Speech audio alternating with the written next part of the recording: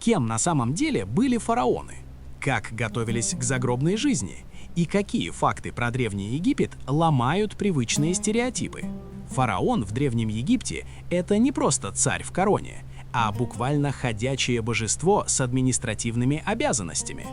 При жизни его считали воплощением бога Гора, а после смерти он автоматически апгрейдился до Осириса, бога загробного мира. И это была не поэтическая метафора, а вполне серьезная установка. Обычному египтянину не то что спорить с фараоном, даже в глаза ему смотреть было не очень хорошей идеей. Контакт с божеством, как ни крути, требовал дистанции. С передачей власти все было довольно предсказуемо. Трон переходил по наследству, чаще всего от отца к старшему сыну. Но есть важный нюанс. Чтобы божественная кровь не смешивалась с кем попало, фараоны нередко женились на собственных сестрах, а иногда и на дочерях. С современной точки зрения звучит как сюжет для тревожного семейного сериала, но для них это была логика сохранения сакрального статуса династии. Если же прямого наследника не находилось, трон мог достаться мужу дочери или влиятельному человеку, за которым стояли жрецы и армия. А иногда, если переговоры заходили в тупик, в дело вступали более убедительные аргументы – яд и кинжал. Политика, в общем, уже тогда была довольно прямолинейной. При этом вся эта борьба за власть имела смысл только в рамках одной большой идеи. Настоящая жизнь начинается после смерти. Египтяне воспринимали земное существование как пролог, а загробный мир как основное действие. Поэтому к смерти готовились основательно, без спешки и с вниманием к деталям. Когда фараон умирал, его тело отправляли в мастерские бальзамировщиков, где примерно за 70 дней из него делали мумию. Мозг аккуратно извлекали через нос специальным инструментом. Звучит странно, но это подтвержденный факт. Внутренние органы удаляли, кроме сердца. Считалось, что именно в нем находится душа и память человека. Остальные органы складывали в канопы, специальные сосуды для хранения запчастей. Тело высушивали с помощью натрона, природной соли, затем обматывали льняными бинтами, пряча между слоями амулеты, на всякий случай. Вдруг в загробном мире пригодится защита от чего-нибудь мистического. После этого мумию помещали в саркофаг и отправляли в гробницу, набитую всем, что могло понадобиться в вечности. В ранние периоды египетской истории к этому переезду в вечность подходили особенно радикально. Вместе с фараоном в гробницу отправляли его слуг. Их убивали, скорее всего с помощью яда, и хоронили рядом, чтобы в загробной жизни у правителя не возникло бытовых проблем. В список сопровождения входили не только слуги, но и наложницы, чиновники, охрана, а иногда даже животные. Например, при фараоне Джели таким образом похоронили более 300 человек. Масштаб, мягко говоря, впечатляющий и немного пугающий. Позже от этой практики отказались и заменили людей статуэтками ушепти. Это такие маленькие фигурки, которые, по верованиям, должны были оживать в загробном мире и выполнять работу за хозяина. И да, это решение было не только гуманнее, но и банально выгоднее. Терять квалифицированных специалистов ради загробного сервиса оказалось экономически нерационально. Хоронили фараонов подальше от глаз. Сначала в пирамидах, потом в долине царей. Логика была железная. Чем дальше и скрытнее, тем безопаснее. Но реальность, как обычно, внесла свои коррективы. Удаленность сыграла на руку грабителям. Там, где нет лишних свидетелей, работать гораздо удобнее. Охрана, конечно, была, но вместе с ней была и коррупция, древнейшая из традиций. Иногда сами охранники помогали выносить сокровища за долю. Более того, гробницы часто грабили те же люди, которые их строили. Они знали все ходы, тайники и слабые места конструкций. До нас дошли судебные папирусы с допросами, где подробно расписано, кто, что и куда утащил. В общем, система безопасности работала примерно так же надежно, как пароль 1234. В какой-то момент жрецы решили хотя бы спасти сами мумии великих правителей. Они собрали их и спрятали в одном тайнике, подальше от особо предприимчивых граждан. Этот тайник обнаружили археологи в 1881 году. Внутри оказались мумии таких известных фараонов, как Рамсес II, Сети I и Тутмос III. Правда, выглядело это не как торжественный зал с аккуратно разложенными саркофагами, а скорее как склад. Мумии лежали вперемешку, иногда в чужих гробах. В итоге живые боги закончили свое путешествие довольно прозаично. Не в золоте и величии, а в общей куче, словно кто-то просто решил навести порядок и сложил все в одну коробку. Среди египетских мумий есть одна, которая выглядит так, будто ей категорически не понравился весь процесс, так называемая «кричащая мумия». У большинства мумий лица спокойные, почти умиротворенные, как будто человек просто задремал на пару тысяч лет. А тут рот открыт, будто человек в последний момент хотел сказать «Стоп, давайте еще раз обсудим». Долгое время никто толком не понимал, кто это вообще. Ученые аккуратно называли ее «неизвестный мужчина». И только в 2012 году, когда в дело вмешалась современная наука и ДНК-анализ, появилась более внятная версия. Скорее всего, это принц Пента Ауэр, сын фараона Рамсеса III.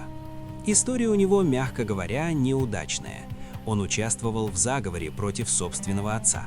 Классическая древнеегипетская семейная драма, где ставки чуть выше обычного. Заговор раскрыли, и Пента Ауэра приговорили к смерти. Судя по данным, его либо заставили покончить с собой, либо просто помогли это сделать чуть быстрее. Но самое неприятное началось уже после смерти. Его похоронили с грубейшими нарушениями ритуала. Тело завернули в овечью шкуру, а овца у египтян считалась ритуально нечистым животным, что уже звучит как посмертное оскорбление. Органы не извлекли, как полагалось при мумификации, имя нигде не зафиксировали. Для нас это выглядит как похоронили не по правилам, а для древнего египтянина это фактически удаление аккаунта без возможности восстановления. Без имени и правильных ритуалов человек, по их представлениям, не мог существовать в загробной жизни, то есть его не просто казнили, его стерли из вечности. Теперь к еще одному популярному сюжету. Якобы стареющий фараон должен был пробежать дистанцию, и если не справлялся, его убивали. Звучит драматично, но историки вносят поправку. Такой ритуал действительно существовал, он назывался Хепсет, но это был не экзамен на выживание, а скорее торжественная церемония перезагрузки власти. Обычно его проводили после 30 лет правления, что само по себе уже достижение, учитывая условия древнего мира. Во время праздника фараон действительно совершал ритуальный бег, показывая, что он еще в форме и может управлять страной. Но это было символическое действие, вроде публичного заявления «я еще не списан в архив». Никто не стоял с топором на финише, готовый закрыть проект при плохом результате. Это был не марафон на вылет, а политический спектакль с элементами фитнеса. А теперь небольшой факт, который ломает ощущение времени. Нам часто кажется, что Древний Египет — это что-то цельное. Пирамиды, фараоны, Клеопатра — все в одном кадре. Но на самом деле между этими событиями лежат огромные временные пропасти. Например, Клеопатра жила ближе к появлению первого iPhone, чем к строительству пирамид. Да, звучит как шутка, но это чистая математика. Пирамида Хеопса была построена примерно в 2600 году до нашей эры, а Клеопатра умерла в 30 году до нашей эры. Между ними около 2500 лет, а от Клеопатры до iPhone чуть больше 2000. Получается, для самой Клеопатры пирамиды были такой же древней древностью, как для нас что-нибудь вроде античного Рима, только еще старее. Египет — это не одна эпоха, а целый сериал на несколько тысячелетий. И напоследок, один из самых странных экспериментов древности. Фараон Псаметтих I, по рассказу Геродота, решил выяснить, какой народ на Земле самый древний. Логика у него была своеобразная, но по-своему научная. Если существует первый язык человечества, то дети должны начать говорить на нем сами, без обучения. Для проверки он приказал изолировать двух младенцев от любой речи. Никто не должен был с ними разговаривать. Своего рода древний и крайне сомнительный лингвистический эксперимент. По легенде, через пару лет дети произнесли слово «бекас». Фараон начал разбираться и выяснил, что у фригийцев это слово означает «хлеб». После чего, если верить Геродоту, египтянам пришлось признать, что фригийцы древнее. Звучит как неожиданная победа в языковом конкурсе, но тут важно не терять голову. Это не задокументированный научный отчет, а рассказ античного историка. То есть сам факт существования такой истории реален, а вот ее точность вызывает вопросы. Тем не менее, даже в таком виде она показывает любопытную вещь. Люди уже тогда пытались понять происхождение языка и делали это всеми доступными способами, даже если эти способы сегодня выглядят, мягко говоря, спорно. Если спросить, какое наказание в Древнем Египте считалось самым страшным, многие представят что-то из разряда изощренных казней, но египтяне смотрели глубже и, честно говоря, гораздо жестче. Для них хуже смерти было стирание имени. Дело в том, что они верили, у человека есть несколько составляющих души, и одна из них — это рен, то есть имя. Пока твое имя где-то написано или произносится, ты продолжаешь существовать в вечности. А теперь представьте, что вас просто удаляют отовсюду, с памятников, из текстов, из памяти. Не просто отменили, а буквально вычеркнули из реальности. Вот это и было настоящее наказание. Поэтому египтяне так фанатично высекали свои имена на всем подряд, от храмов до саркофагов. Это была не тщеславная привычка, а инвестиция в вечную жизнь. И наоборот, если кого-то хотели наказать по максимуму, его имя целенаправленно уничтожали. Так, например, пытались стереть из истории царицу Хатшепсут и фараона Эхнатона. Причем это была не спонтанная акция, а долгая и системная работа.